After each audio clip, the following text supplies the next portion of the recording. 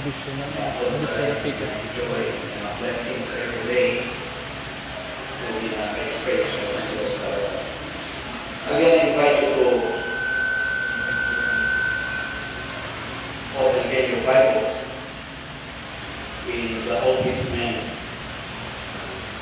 the book of Ezekiel chapter 36.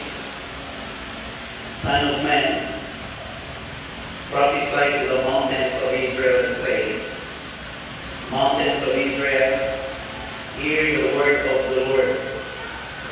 This is what the sovereign Lord says. The enemy said of you, the ancient heights have become our position. Wherefore prophesy and say, this is what the sovereign Lord says. Because they ravage and crush you from every side, so that you become the position of the rest of the nations, and the object of people's malicious talk and slander. Therefore, mountains of Israel, hear the word of the sovereign Lord. This is what the sovereign Lord says to the mountains and hills, to the ravines and valleys, to the desolate ruins and the deserted towns that have been plundered and ridiculed by the rest of the nations around you. This is what the sovereign Lord says. In my burning zeal I have spoken against the rest of the nations, and against all evil. For with me and with malice in their hearts, they made my land their own possession, so that they might plunder its pasture land. Wherefore prophesy concerning the land of Israel, and say to the mountains and hills, to the ravines and valleys, this is what the sovereign Lord says. I speak in my jealous wrath, because you have suffered the scorn of the nations. Therefore, this is what the sovereign Lord says. I swear with the uplifted hand that the nations around you will also suffer scorn. But you mountains of Israel will produce branches and food for my people Israel, for they will soon come from Israel. Nagabatayon kami sa pagkapit sa imubalaan ng presensya sa Panginoon o Diyos pamainaman. Kaya nagabatayon sa pagkalayo sa hirap ng wisdom na maintindihan naman ito o ang mga po. Tagay kami sa pagkumo, tagay kami sa kaalam sa pag-apply sa sinigado. Binatugyan ito ini among pagtunan pagi sa pulig sa babalaan ni Espiritu sa ngalan ng Diyos. Now, ang bukos na kalibutan nag-focus sa isa ka nation, the nation called Israel. Naghigat masimana na report based on the videos kay sa mga reports ang nagkalatabot somewhere sa Middle East ang pag-atake sa mga Hamas from Gaza, the Palestine, nga nag-atake at abuhay sa more than 1,000 missiles sa lugar ng Israel na nag-cost sa pinakalibog ng mga patay. So after sinatanan, i-declare sa Prime Minister sa Israel na mo si Benjamin, yang ginhimo sa mga terrorists o the Hamas, isa kadako nga slaughtering. No? So, kung sa masapat pa daw, kasubong sa sapat ng pagtiyaw na wala sa ikasaran. So, mas nubo sa sobrang sa mga 4 mil na ang nagkalamatay from Gaza to Israel. So, after that, si Benjamin nag-declare that within 24 hours, tanan ng mga civilian magbuhat sa Gaza, tanan ng mga civilian mag-escape from Palestine. Because after 24 hours, imuon ang lugar na Rabot. So ang mga tao, civilian, nang makadudukoy, no place to hide. Because after 24 hours, electricity cut off, food supply cut off, water, anything, yung basic ng isang tao, hindi na nila wala. So after 24 hours, ang Israel nag-retaliate and a matter of minutes, ang city sa Gaza turned into rubble. No?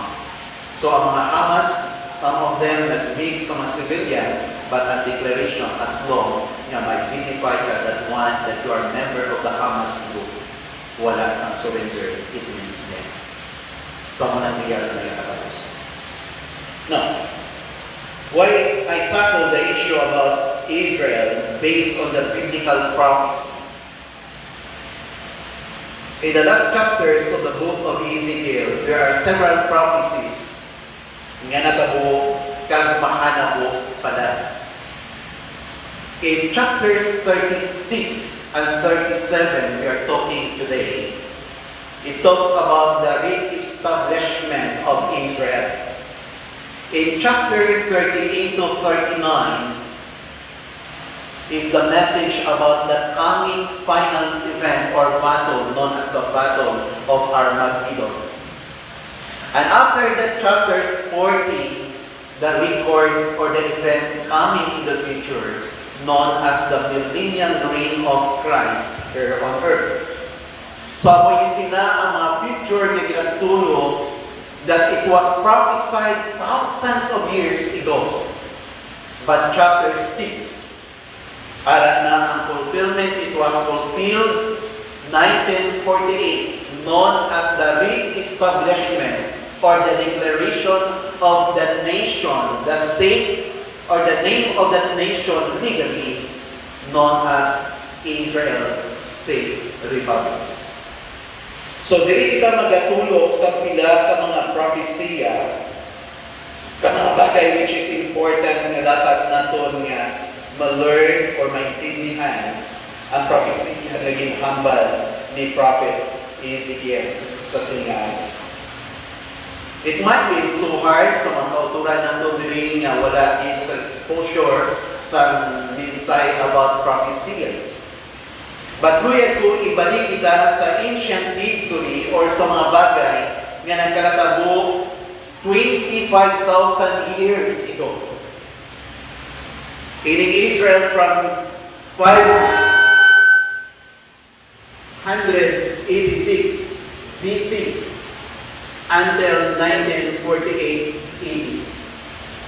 So, 20,000 years ang Israel wala sila sa buta, wala sila sa nation, wala sila sa kaugalingon nga lingwahe, kag wala sila sa kaugalingon nga identity. One, the Jewish people have no exclusive homeland, no government, not even a common language. Nga wala sila sa kaugalingon nila na lingwahe. Because when the Jews taken captive to Babylon, they would adopt the Aramaic language of the Babylonian captors. When they return from captivity, they will be speaking Aramaic, not Hebrew. No, so ang ilang lingwahe halin sa Babylonia, Aramaic. So they don't have their own language. So sa pagbalik nila sa iladuta, ang natabo, wala sila kay hindi sila kabalo magapal sa Hebrew, kundi Aramaic. So 2,500 years, the Jewish people would be dispersed over all the land. Imagine po ano na sa kalawin. 25 kagatos katuig ang mga tao na gina-consider Jews or Jewish. Naglakta sila sa bugos ng kalibutan. Ang iban sa ila, they would be oppressed all over the world. They would be massacred all over the world. Those who managed to live within the boundaries of the ancient Israel would be dominated by some other foreign power. So in other words, kontrolado sila sa sari-sari ng mga empires. Wala sila na sa kaugalingon nga lugar, iban sa ilagit massacre niya doon, mga sapat ni Iliyawon, kang wala sa ikasarang na magbato. Amoy na ang nila ang kaluluoy sa sitwasyon. But still some can manage, but still under the foreign power. Ano yun sila? Under the Babylonian Empire, the Persian Empire, the Greek Empire, the Roman Empire, the Byzantine Empire, and overtook the land. Then the Arab Islamic Empire, and the Catholic Crusaders, and the Ottoman Empire, and finally the British Empire. So imagine mo, by 5 kagatos katuig, amoy ni nga mga foreign power ang nagadominar sa ila kag wala sila naka-star sa ilang duta. No? Nga amo ginatawag nato known as the promised land given by God sa kabuhi sa mga Israelites. So may mga pila dili ka mga bagay nga atong subong tulokon ilabi na din ang verses 1 to 7.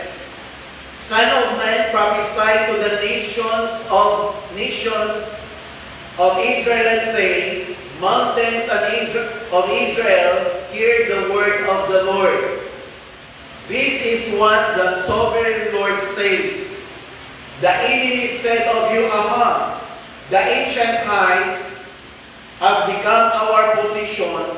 Therefore prophesy and say, this is what the sovereign Lord says. Because we, referring to the foreign nations, ravage and crush you from every side, so that you become the possession of the rest of the nations, and the object of the people's malicious talk and slander. Therefore, the mountains of Israel, and hear the word of the sovereign Lord. This is what the sovereign Lord says to the mountains and hills, to the ravines and valleys, to the desolate ruins and the deserted towns. Take note the picture of that place of Israel. Desolated, destroyed, ruined, and have been plundered and ridiculed by the rest of the nations. Mga Arab people. Verse 5. This is what the sovereign Lord says, in my burning zeal I have spoken against the rest. I have spoken against the rest of the nations, against all evil for the glee and the malice in their hearts. Ano ini? They made my land their own possessions. Take note. God said, this is my land. My land. Nga ini sila nga duta, given to my people. But you possess my land. You destroy, you massacre, you kill my people.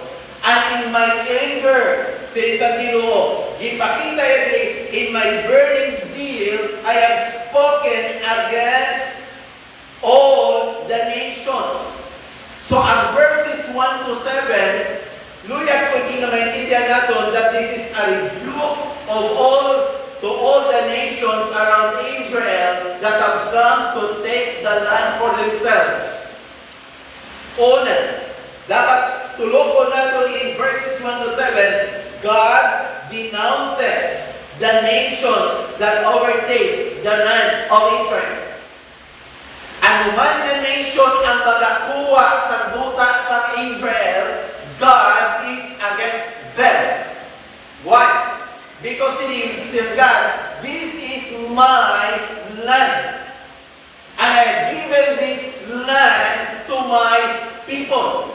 Any nation surrounded this nation Israel, nga nagkuha at magakuha sini, I, the Lord, magatindog against you. Kamunan bagay, yung ipakita sa Diyos sa 7 ka versikulo. 1. The Jewish people are the only people on earth who have been given title deed by God to certain real estate on the land. This is the only nation. The only group of people in the whole world. Only one nation in the whole world. Given by God a real estate, a title deed of the land. In you, ini, duta.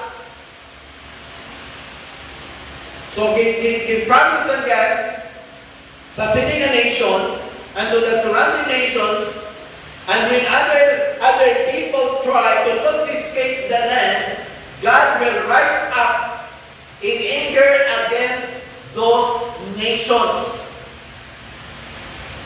Ang sino man na nasyon on the north portion, upper north of Israel, known as Egypt, the Lebanon, the Iraq, the Syria, the Palestine, Gaza, and the surrounding nations, sa isang Ginoo, ang sino man na mag-confiscar sinini nga duta, nga akong duta, nga ginhatag ko sa akong tawo, I will stand against you. Grabe protection sa Ginoo. Amunan matingala kita sa nagkakatabo subo. I hope na may makuha ka ma-picture out natin kung ano kadakop sa duta sa Israel subo. That's why it calls it my land. Verse 5, my land. Verse 6, my jealousy, my fury.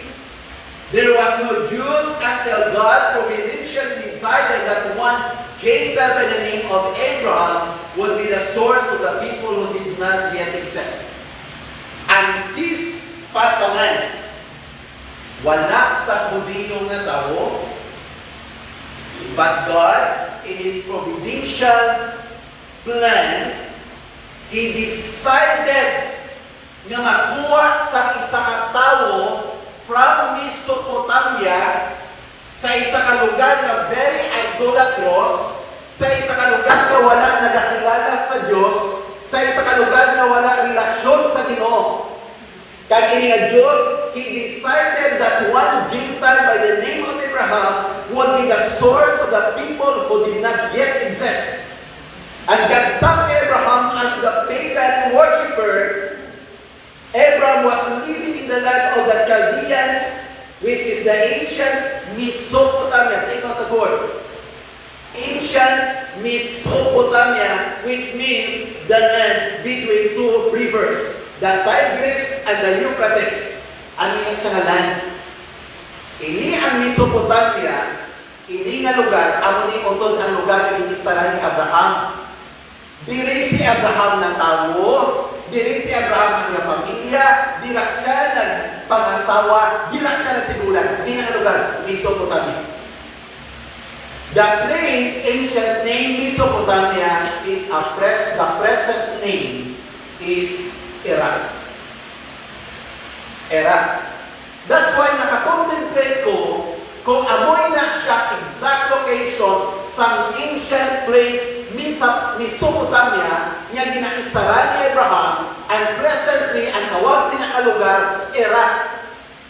I conclude na makasiling kita by God, Abraham was an Iraqi.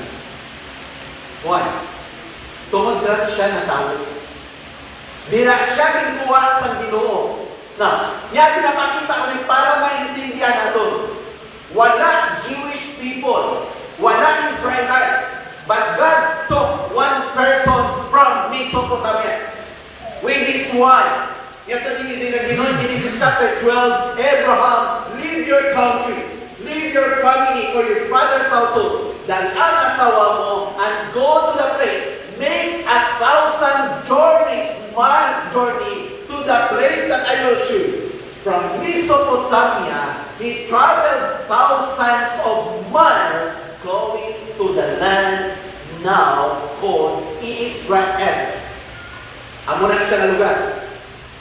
So, si Abraham nag-agree sa Ginoo.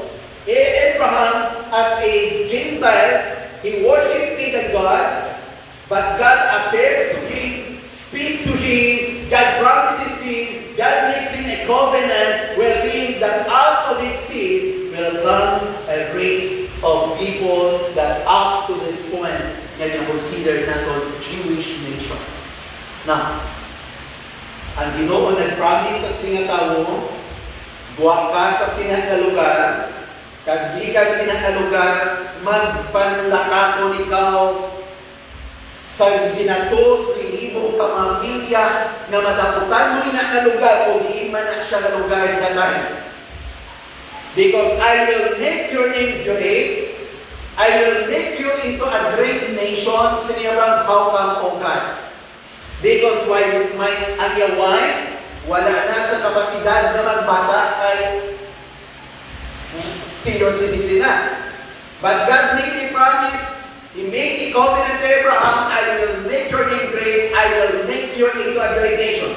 To become a great nation, dapat una may tao. So from Abraham, here comes Isaac. Take note.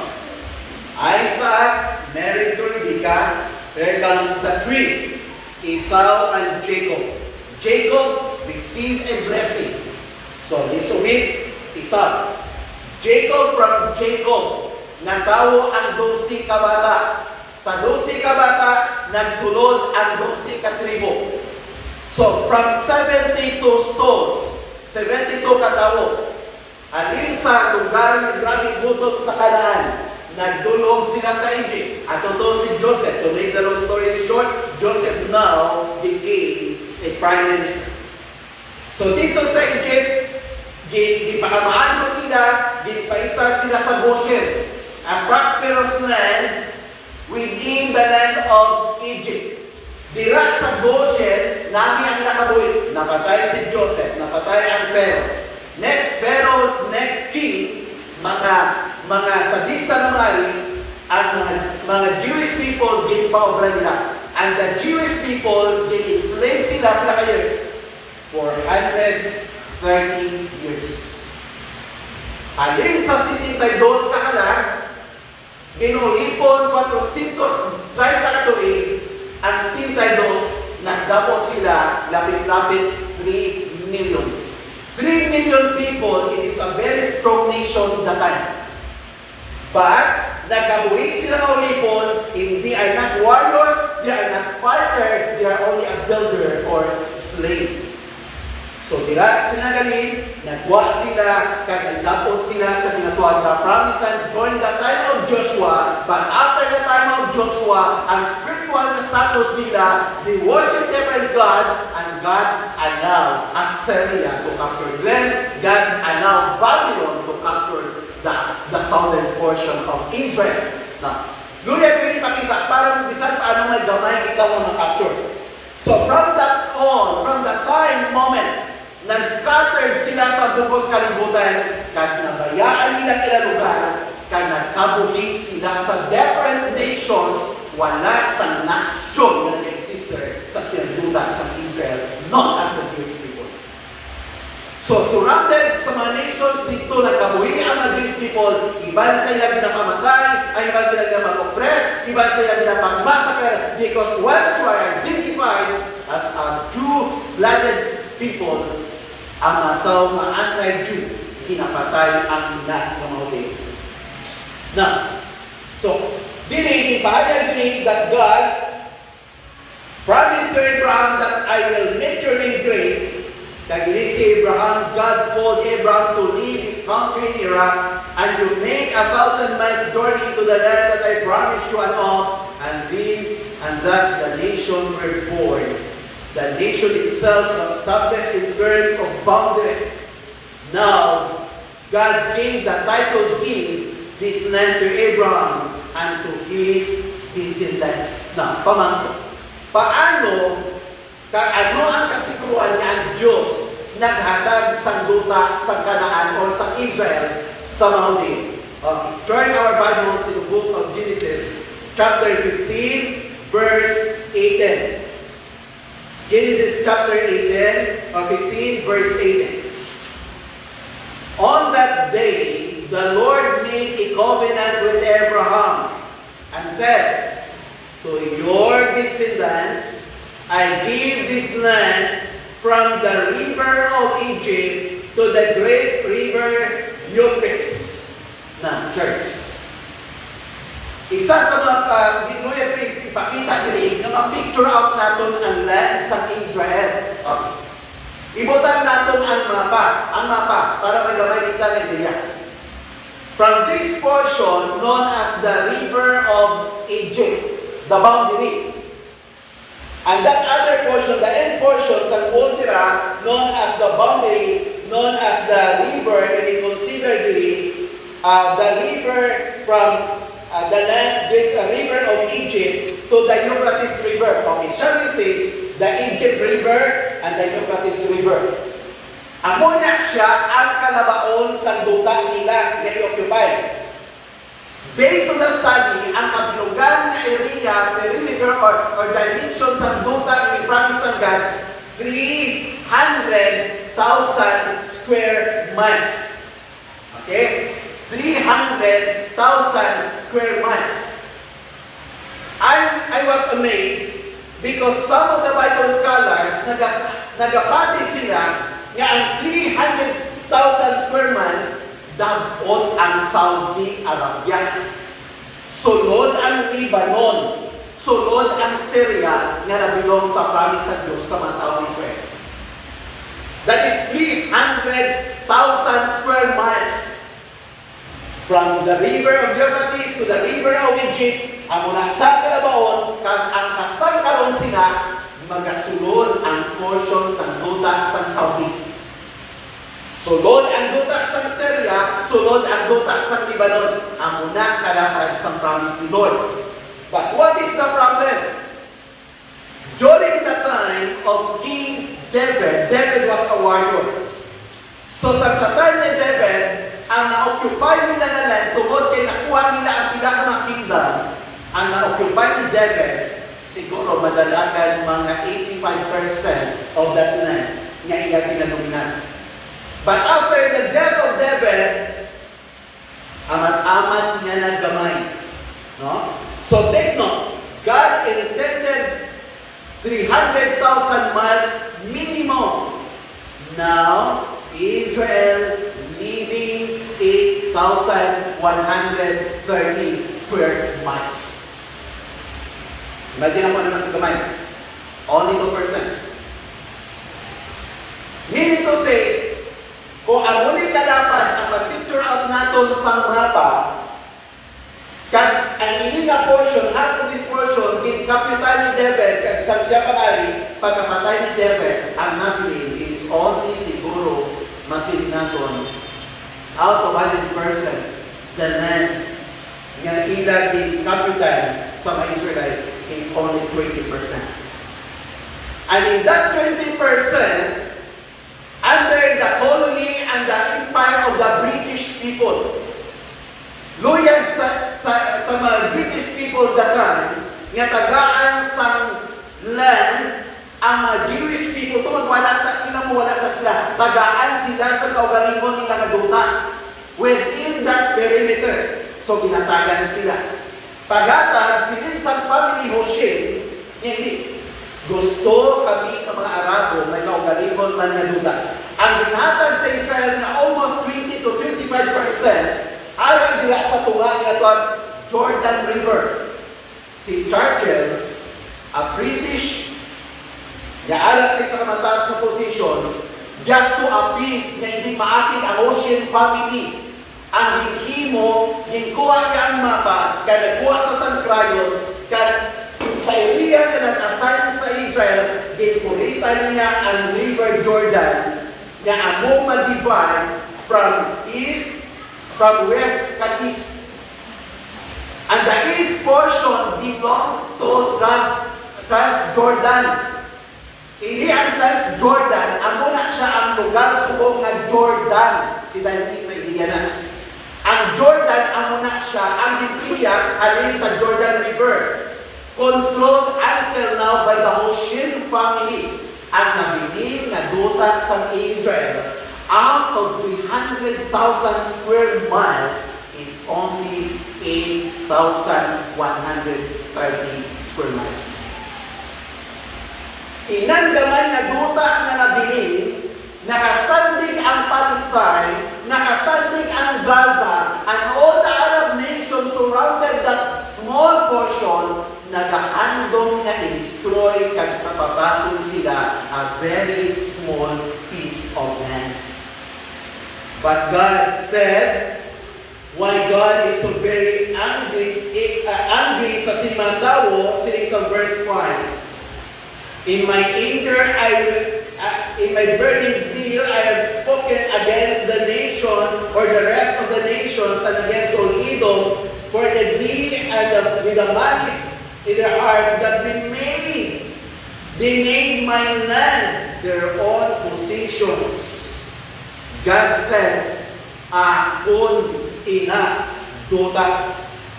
Kag ina nga duta, ginhatag ko sa akon nga mga tao. God denounces the nations that overtake the land of Israel. 1917, after the World War I, the Britain defeated the Ottoman Empire. The Ottoman Turks were allies of Nazi Germany. 1917, Britain took the territory from the Ottoman Turks. Naglaog sila. They declared 1917 to establish a homeland for the Jewish people which they had not had for up to this point. Kamuning ina masubong expression. But that was 1917 Balfour Declaration. Nga gibutangan kaging drawing ni Churchill ang portion that belongs to Israel nga i-divide to the Jordan. Kang ila lugar ng gamay, in 1922, the Hoshin family was objected. The Arab said, we want our homeland for ourselves and to give all this area to Jewish people. In order to appease the Hoshin family, the British Parliament decided, Churchill nagkuha sa mapa sa region and Churchill took a crayon and drew a line down to Jordan River and separated the west from the east. The area across the Jordan River in 1946, the eastern side, was officially named Jordan, and still, Hoshin family control it. Church, God intended supposedly for the Jewish people to possess the property of 300,000 square miles. But now, they possess a very small land, 8,130 square miles. What does it mean? Kung i-compare ang duta natin sa Israel, dako pa ang Pilipinas sa ila o galingon nga nasyon. That's why God says, here is my land, my own land for my own people.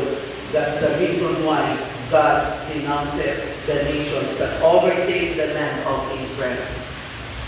We back to Abraham. God called him from idolatrous act of living. He called Abraham from nothing. And that is the picture of grace. That God called us from this world.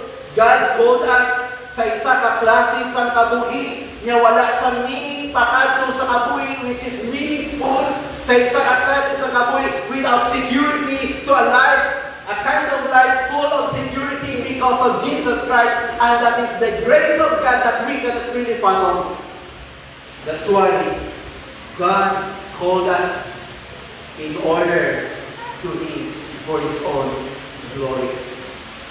So exciting kabutan nga dapat naton nga maintindihan sa verses 1 to 7 that God denounces any nations, all nations that overtake the land of Israel. Number 2, verses 22 to 20. God defends Israel for His own name's sake. Okay, tanong niyo sa verse 22 to 28. In verse 22 to 28, says ang Ginoo, therefore say to the Israelites, this is what the sovereign Lord says, it is not for your sake, people of Israel, that I am going to do these things, but for the sake of my holy name, which you have proclaimed among the nations when you have done. Why? Because Israel profaned ginguba, ginikuan, ginpakamalaot ang alang sa Diyos because they worship idols rather than God Himself. And because of this idolatrous worship and kind of living, God used a tyrant. He used a barbaric nation. He used the Assyria. He used the Babylon nga magpatay, mag-destroy, kag magkapin sa ila, agod kuwaon sila sa sinakalugar na wala sa dilo makabili sa ilang kaugalingon na lugar. So, siling sa Bible, ibalik ko kamo, dibinsan ko nito na, basin sa God, take note. I am going to do these things, but for my name's sake, not for your name. Hindi sa inyong integridad, hindi sa inyong identity, hindi sa inyong ngalan, kundi imoon ko nitanan, tungod sa akong ngalan, niya kinanglanon na tulugon sa tao, that I am holy, and all the honor and glory belongs to me, and I will do this for my name's sake, and not for your name. Ako na yung hambal sa Pino. In other words, that God defends Israel for His own name's sake. Kung ano man ang nakakabo sa Israel, subong, God will protect them. He will keep them safe, not because of Israel, but because of the name of God of Israel. Hindi ang Diyos loyal niya ang yangalan hindi makita sa kalibutan, kag ang tao hindi magtulog niya sa kagamay na nation, sino ang nag-protect si Misa. And that is for my name's sake. Nag-loyal sa Diyos, i-experience siya sa kalibutan kung sino. God is not doing something for Israel for their sake. He's doing something for Israel for His name's sake. Not for Israel's name, but for His name. Why? Because in verse 22, saying some God, you profane my name. Because Israel forsook the true God and the living and started to worship the idols sa ilang pag-ibon na nasyon. Saying sa God, you profane my name before them. Ginpakamalaot mo ngalan ko, gingubad mo ang ngalan ko, ba't atipanon ka mo, saying sa God, because anuman ang mga bagay na dinimon nyo, atipanon ka mo, I will gather you, I love you, I will forgive you, I will restore you, I will keep you safe, because this is my covenant with your fathers. Church, kamusta ka spiritual? Ano man kalayo sa napukan ka distansya sa espiritu mo, gikan sa Diyos. Ano man ang sala na imo mo, ano man ang klase sa kabuhi mo, ano man kalaon sa kabuhi mo, ano man ang klase sa pagkatao mo subong, I tell you, God said, I still love you. I can still forgive your sins. I will restore you. I will cleanse you. I will forgive you. I will protect you. And that's the promise of the Lord.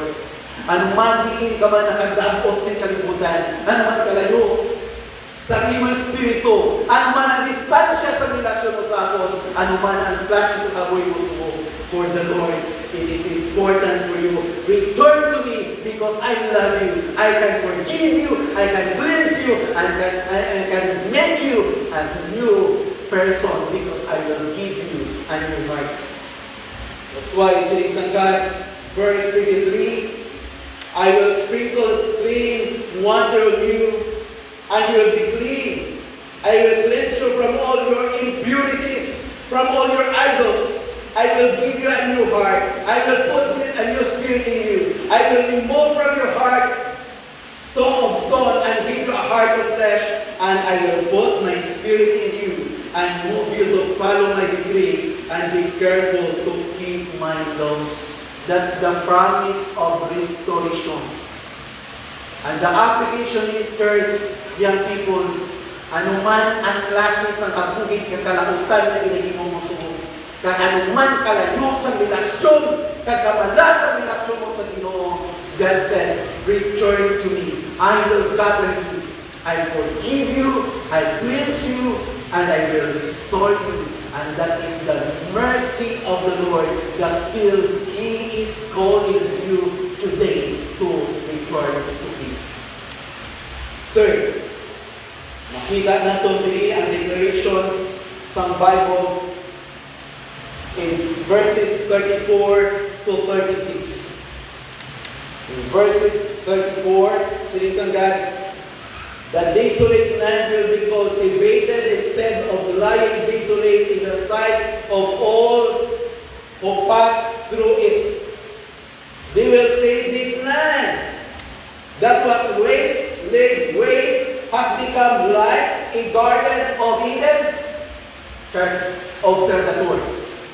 Ini ang desolate, ini wala pulos, ini wala sang maayo maklase sa sinaduta, things on God, I will make this land like a garden of Eden. What is that place, Garden of Eden? The Garden of Eden, from that area, dira nagatubod ang tubig. Nga nagasulod sa apat kasuba. The Euphrates River, which is the great river, the Gihon, the Pison, and the Tigris River. Apat na kasuba. Ang iyasinita ng sources, one source from Garden of Eden. Ang Israel nga ang na-consider desolate. Wala Jewish people nga nagkaburi for so long. Ina nga lugar, pero nilang nagira, ina nga lugar, pero nilang ginawasak, ina nga lugar, hindi namin lugar. One, that place, hindi lang na pero nagira, ina nga lugar, halos pa isyerto. Wala sang tanong na maayo mga tubo sa sinaka portion tumatindig maayo. Singing sandal. Okay, ano naman sandal? We will say, this land that was laid waste, wala pulos, has become like the Garden of Eden. The cities were lying in ruins, desolate and destroyed, are now fortified and inhabited. Next verse. Then the nations around you that remain will know that I am the Lord, that rebuilt what was destroyed, and have replanted that was desolate. I, the Lord, have spoken and will do it. So in other words, that God declares Himself to all the nations through the reestablishment of Israel. He reestablished again the nation of Israel, and that was fulfilled by the year 1948. Nga, ano yung nga lugar? Ano ang promise ni Lord sa nga lugar? So, ini nga lugar in 1948, and since Israel had become one of the most prosperous nation on the planet, sa binog na nasyon sa kalimutan, ining ruin, desolated, wasted, destroyed place, desert, nag-promise si Lord, limuon ko nila a Garden of Eden. Ilang lugar na wala kulos, na ginatulog sa kalibutan, ang promesa sa Ginoo, amoy siya na nation na mga prosperous, mga fertile, mag-produce sa mga products, kag mag-export sa mga dalagpo, kag volume sa mga citrus, kag sa mga fruit trees, o mga fruits. Okay. Ang record sa Isaiah 27 verse 6, tanawan natin. Isaiah chapter 27 verse 6, ang nasyon sa Israel matabo. In the days to come, Jacob will take root, Israel will bud and blossom, and fill, take the text, and fill all the world with what? Fruit. Imagine mo ang picture out na ipakita sa Diyos, ang ini nga nasyon, magatubo siya kasubong sa kahoy, magagwaan niya mga dahon, magagwaan niya mga una, magaprudusasang prutas, kag ay nga bunga, punoon niya ang kalibutan. Ano man mo sini? Israel today, the number one exporter of fruits to Europe. Citrus fruits like oranges are currently Israel's major agricultural export. Nagadapot sa Europe, ibagi sa aton sa Pilipinas, ibang na mga prutas from Israel. Ang Israel, ang may pinakadako na production, pinakadako na exportation sa mga sari-sari like ubas, like oranges, and every good fruits. Why? God is forever faithful when He said, I will fill the nations with its fruit. Because the nation of Israel, one of the most number one exporter of fruits to Europe. Export more than, take no chance, ang Israel nag-export more than $1.3 billion worth of agricultural product every year. Imagine nga, $1.3 billion. Ang ilang na ginakolekta sa isa ka tuig sa ilang mga prutas na gina-export. Wala nasyon na nakahimos na. The only nation na nakahimos sina is a small piece of land, which is 1,130 square miles among nations of Israel. Ano ba ang mga miracles and miracles of God to Israel now? 900 Nobel Prizes. One, Israel received since 1901 to 2018, 900 Nobel Prizes received by Israel. Why? Because of their contribution to the whole world. How about the Arab nation? Ang mga Arabo actually, or the Muslim, have been awarded only 12 Nobel Prizes. So in other words, the 23% awarded to the Jews because of their contribution to the whole world. Isay na kadako kapag bahayag sa aton, niya kung ang Diyos amo ang mag-bless kag magtipig ka mag-atag sa blessing sa nation, wala sa nakakakontrol si. And the last one, the demonstration, God demonstrates His power and faithfulness through the reestablishment of Israel. Now, in chapter 37, makita natin chapter 37 verses 1 to 14. Okay?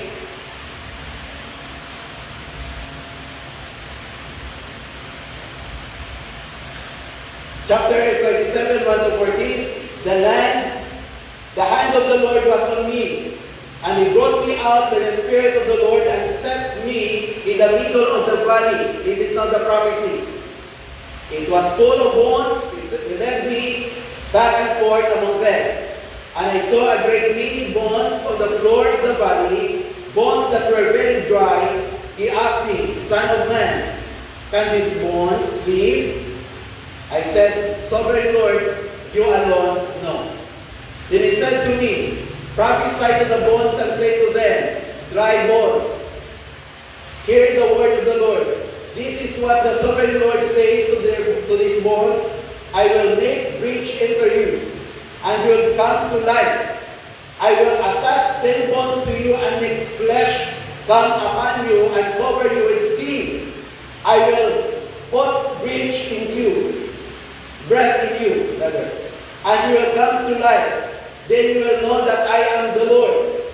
So I prophesied as I was commanded, and as I was prophesying, there was noise, a rattling sound, and the bones came together, bone to bone. And I looked, and tendon and flesh appeared to them, and skin covered them. And there was no no breath in them. Then he said to me, prophesy to the breath, prophesy, son of man, and say to it, this is what the sovereign Lord says, come, breath from the four winds, and breath into this slain, that we need believe. So I prophesied as he commanded me, and breath entered them. They came to life and stood up on their feet, a vast army. Then he said to me, son of man, these bones are the people of Israel. They say, our bones are dried up, and our hope is gone. We are cut off. Therefore prophesy and say to them, this is what the sovereign Lord says, my people are going to open your graves and bring you up from them. I will bring you back to the land of Israel. Then you, my people, will know that I am the Lord. Then I open your graves and bring you up from them. I will put my spirit in you, and you will live, and I will settle you in your own land. Then you will know that I am the Lord. I, the Lord, have spoken, and I have done it, declares the Lord. Church. In this last portion, the dry bones is only a vision of prophet Ezekiel. Meaning to say, the place was already dead. No people. But the prophecy nga ang mga bones mabuhi, mag-connect ang ilang mga tendons, mag-asukubad sila sa skin and breath. This is the message of life. The message of hope. That was 1948. All the Jewish people, through the help of Zionists, they gathered all the Jewish nation, all the Jewish people from over all the land to return to their homeland. And in 1948, it was already declared that the nation Israel, called as the Republic State of Israel, the rebirth of the nation.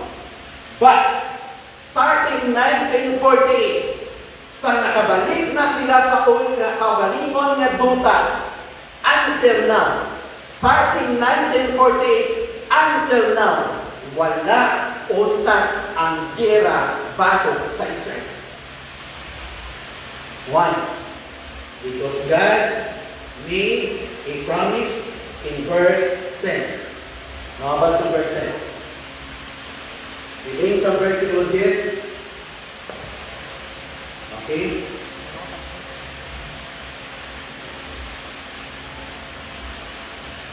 So I prophesied and he commanded me, and breath entered them. They came to life and stood up on their feet. From a slave, a laborer, nagbalik sila sa ilang homeland, Israel, without any arms, ni 45, ni 22 na pusil, ni pusil na 38 na ginagamit sa mga pulis sa subong, wala isa ka pusil or any deadly weapons ang mga Israelites na nabalik or prepare sa ilang kaugalingon. But God said, and stood up on their feet, a vast army. Pila ka 100,000 of their soldiers and 100,000 of their reserve forces. They have more than 200 missiles, and they prepare 20,000 nuclear weapons, and they prepare 20 ka nuclear weapons nga na-prepare sa Israel now. Palestine, only 0. Ang ilang jet fighter from nothing. They don't have anything, may defense sa self nila, but when God promised na mag-atindog ang pinakatakong army, by their production, na nag-gather sila billions of dollars every year, nakabakal sila sa mga equipments until now. One of the strongest nation na nakadukan sa mga Arab nation actually is a small land controlled or owned by the nation or the people of Israel. Why? Because God demonstrated His power and faithfulness through the establishment of Israel. From a dry bones, God gave them life. From nothing, God gave them power.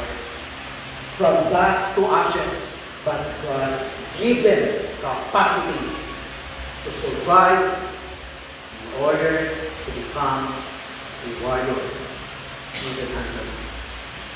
So ini nga prophecy, although I know that some of you is hard for you.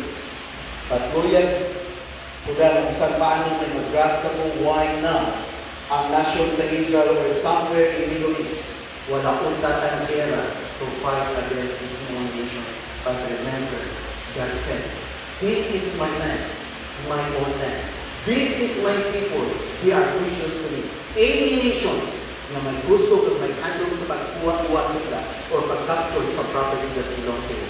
I, the Lord, I promise, I will fight against the nation. That's why God denounces the nations that overtake the land of Israel. That is why God defends Israel for His own name's sake. That is why God declares Himself to all the nations through the establishment of Israel. That is why God demonstrated His own power, faithfulness through the establishment of Israel. Church, we receive a blessing because God made a promise to Abraham. I will bless you. I will make your name great. I will bless a nation of blessing that during the Holocaust of Hitler, the nation of our nation Philippines, we opened our door during that. The reign of our President Quezon, we opened the door for the Israelites to escape from Hitler. And now, we are the friend of Israel and we receive the blessing promised by the Lord because God said, I will bless the nation who will bless you. But I will curse the nation who curses you. Church, as I close the message, remember God is so faithful. His prophecy fulfilled. It was prophesied more than thousands of years. But the point is, manginlawig man, manginlipot man, ang propesya, kag malayo man, o malawig ang inumig, ang nagpumisa sa Diyos, I tell you, kung ano ang ikambal sa Diyos, matuman na, kay wala sa pumisa sa Diyos, na wala yan. So that's why God is faithful. He asks you to remain in Him, because in Him there is life, there is peace, there is joy, and there is hope. Labing balaan, gamanan ni Diyos ang unamay. Sa siniaga kami nagpasalamat na naglayaw kami sa ipaayo o sa ipatutog. Salamat sa iyong Ginoo na mga reflection to my reminders that this prophecy focusing on the land of Israel. Based on your promise, you have given them a title deed, a land na para sila Ginoo. Meaning a land na supposed to be ang kalaparon, the dimension of this land, 300,000 square miles. But for so long until now, being a nation chosen by God as His own special people, possessing only 8,130 square miles. 8,000. Tutulungan natin sa 300,000 square miles score is just like 2%. Ang ilalan ng possess out of 100%. But in a small portion of the land possessed by the people of God, wala isang nation na hindi paanamutan pa sa Diyos na mag-controller kag mag-overpower sa ila. Because now, makita namin that based on the history that after in-atake ang Israel in the ancient time, they captured, they won the victory. In the 60 war, nakuha nila ang tatlong kanasyon ni Israel. So Lord, this is so amazing because Lord, we know in the Bible that if God is with us, who can be against us? Jesus is in us. Greater is He who is in us than He who is in the world. Lord, thank you so much. Hindi man naman maintindihan ang kadadalman sa iyong mga pulong. Pero nakita naman kung paano ikaw nag-work, padayon na nag-work to protect, to preserve, to fight for your own people against other nations. So Lord, again, all the glory, all the praises, all the thanksgiving belongs only to you for your name's sake, not for us. This is my humble prayer. In Jesus' name I pray. Amen. Again, thank you very much. The Lord continue to bless us and to get all the glory.